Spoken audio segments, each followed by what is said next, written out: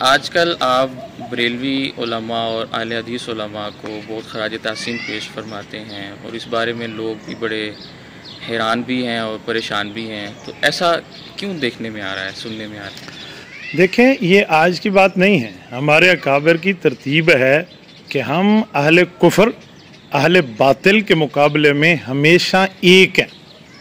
آپ عقیدہ ختم نبوت کے معاملے میں دیکھیں تو بریلوی، دیوبندی، اہل حدیث علماء میں کوئی اختلاف نہیں ہے۔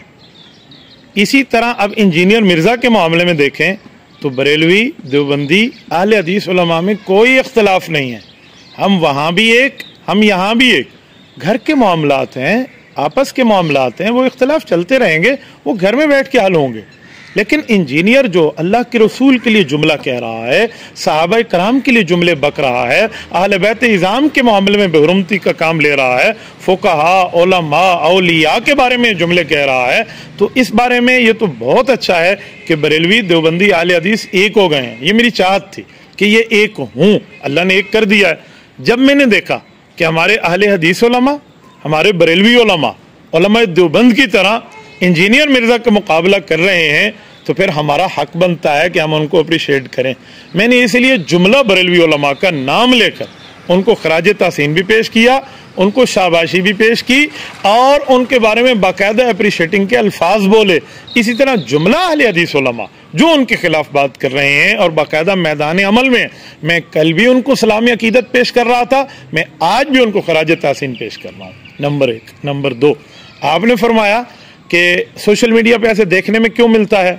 دیکھیں، جو فرقہ پرست بیٹھے ہیں نا، جو نہیں چاہتے کہ امت ایک ہو، جو نہیں چاہتے کہ مشترکات کے اوپر اتفاق ہو، یہ ان لوگوں کا کام ہے۔